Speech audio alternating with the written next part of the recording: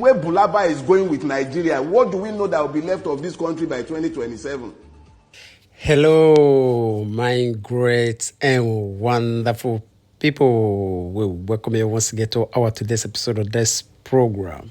And today we get some videos for our table. We want to say one quickly the review to you concerning the things when we say if they happen right now for inside this country, Nigeria. Just as you rightly see one from the introduction of this very broadcast, when we say we receive from Barrister Dele Farotimi. For this very video, they very angry. When I say they angry, they verse concerning the question when we say they asking for this interview, most especially for the people when we say that they talk about 2027 general election, which is presidential election. Now, that question bring a lot of reaction from the mouth of Barrister Dele Farotimi. Although I will share the video with you shortly. And before then, I want to quickly beg you, not forget to share this video, like, and leave your comment for us for the comment section. As we leave you to listen to this very one first, we'll come back for more. No, that there is a plausible argument that democracy began in Igbo land. The very first written constitution on this planet was written by the Igbo people.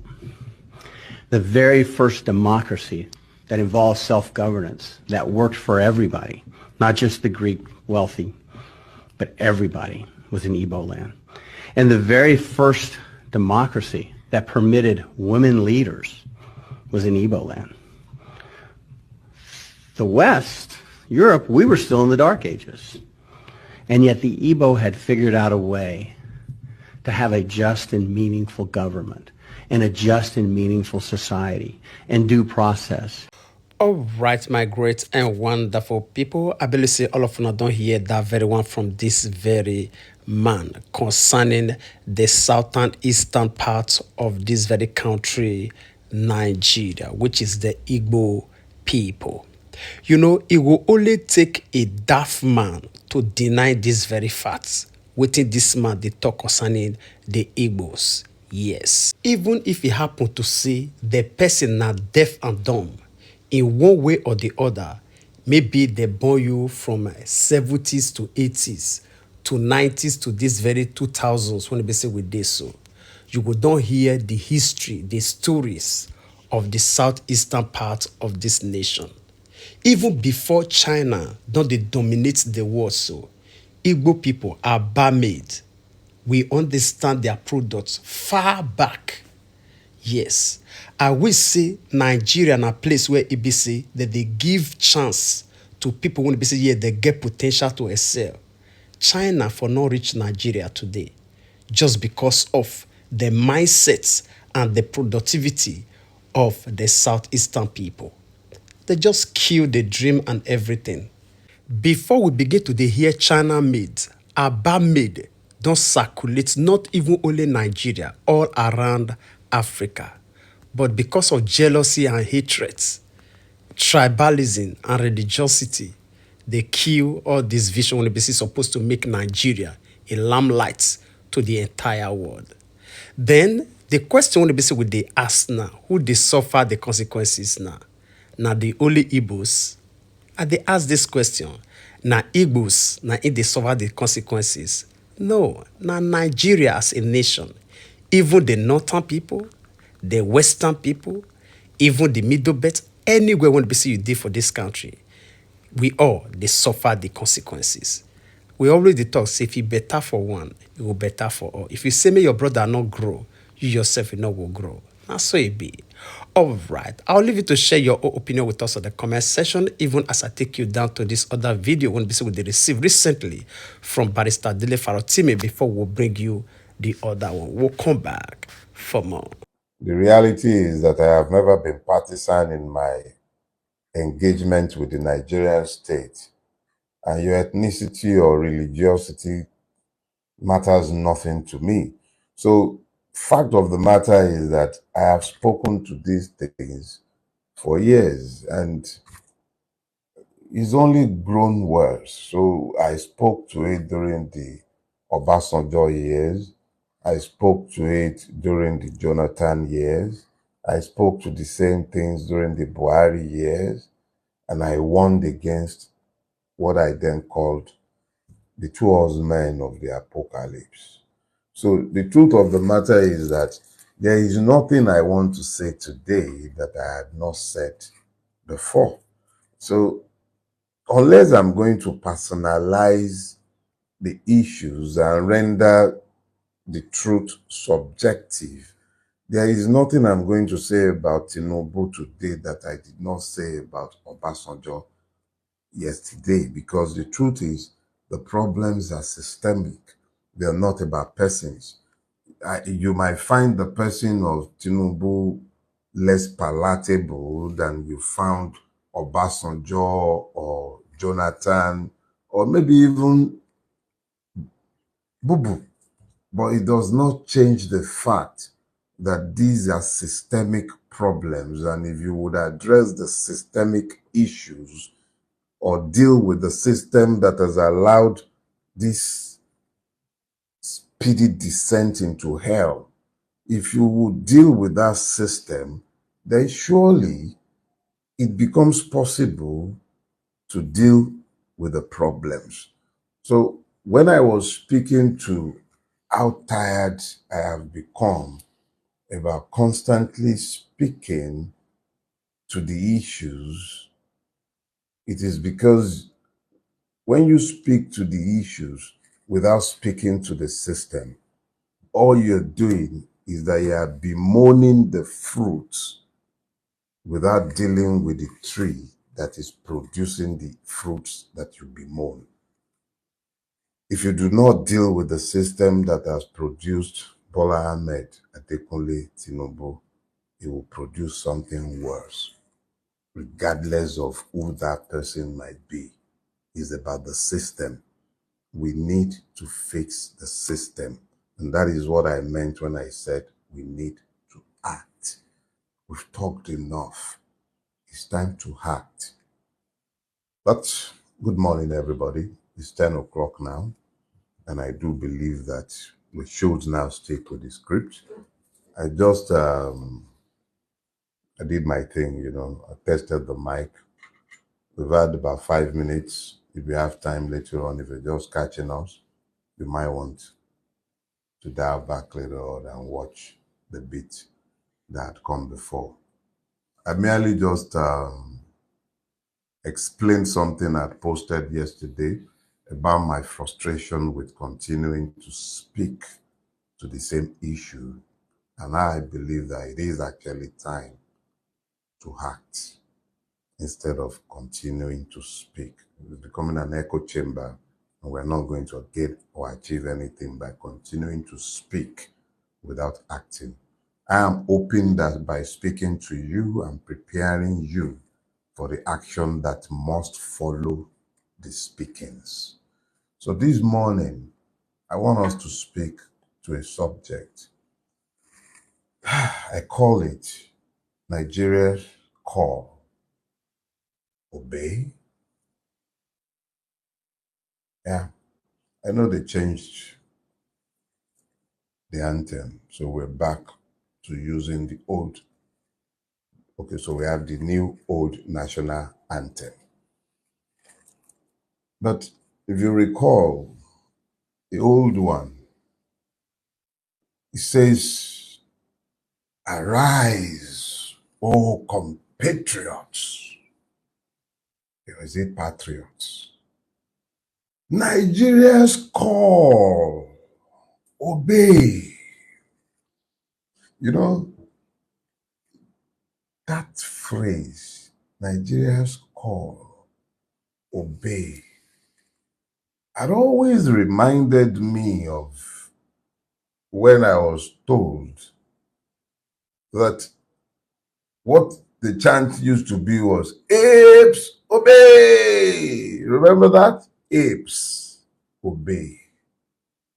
Nigeria's call, obey. Who is Nigeria? What is Nigeria? Why must I obey the call of Nigeria? What has Nigeria done for me? What does Nigeria mean to me?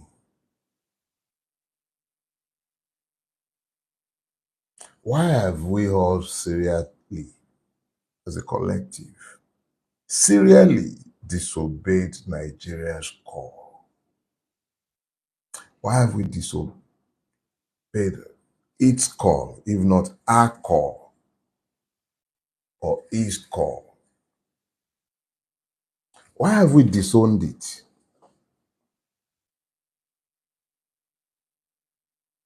Who owns it if we don't? Because truth of the matter is, who obeys his call? But all right, let me not belabor that, but let that percolate in your thoughts. What right does Nigeria have to demand obedience? What right? I mean, if a father does not provide, he can hardly demand that the children for whom he does not provide or protect, the children he doesn't protect, for whom he does not provide, can hardly demand their obedience. Oh, wow. What right does Nigeria have to demand obedience? But let's leave that for a second. So, you see, I entered secondary school in 1978. And that was the year Nigeria decided, 1st of October, to abandon what is now the new national anthem. But just before they did, when we were on the school assembly ground at Fidelity Grammar School, yeah, they got that, Fidelity Grammar School. When we were in the assembly hall, I had this friend and classmate, Bode Akinyemi Ojugo. I don't know where he is now, wherever he is. God bless him. I remember him because it defined Nigeria for me in a manner that I didn't understand until I was about 16 years old. I was 10 years old at the time.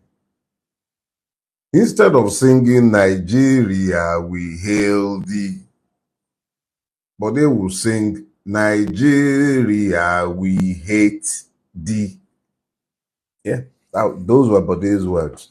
I know as a fact I'm still in contact with a few old friends. I'm sure Shola Ogun is somewhere watching. He can confirm this. Every one of us knew back then. But he had improvised words for the whole new national anthem.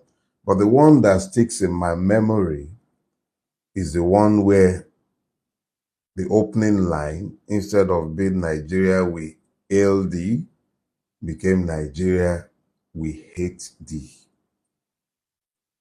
And the reality of the matter is that this exactly is the feeling that has come to define the engagement of the average Nigerian with Nigeria.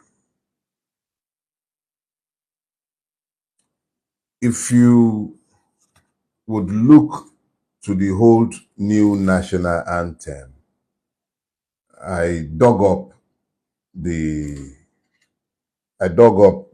old new national anthem, which I must be sincere with you, I really do not know his words, and that's the truth. I've had to go back to the internet. I'm sure if I depended on my own memory at some point, I would have managed to fish it out. All right, my great and wonderful people. I believe say all of you don't hear That very one. Just because of time, I'll quickly take you down to this other video before we'll do the conclusion together at once. In 2021, Mr. Nnamdi Kanu, a British citizen, was abducted by Nigerian security forces in Nairobi, Kenya. Since this detention, he has been subjected to torture and many other unpleasantries. A United Nations Rights Council report released a damning assessment of Nigeria's government's treatment and called for his immediate release. My right honourable friend from Camberwell and Peckham has worked tirelessly on behalf of Mr. Kanu and is urging the Foreign Secretary to do more to secure his release. Nigeria is a Commonwealth nation that receives tens of millions in UK aid. It is one of the biggest benefactors of aid. Part of this aid support must be a commitment to human rights and upholding the right to fair trials. Mr. Kanu must be given access to a fair and due process. A British citizen travelling on the British passport should not be kidnapped in a third country and dragged to a Nigerian prison. The government needs to get much tougher. All right, my great and wonderful people, I believe say all of you don't hear that very one. Just as we continue to the talk, these people will be say that they come outside, they talk up and down, they do press conference and they send messages. How long will continue to send these messages when we see now they get effects? Before una very high, our so-called president, Bola Tinubu, they run up and down for this same UK. Abi, now they go to take your own treatment.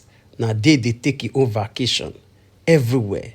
Waiting be the sanction when it be say una don't put upon this man to make sure say una compare am to obey the laws when it be say una set when it dey govern this very relationship of international body. Waiting be the sanction.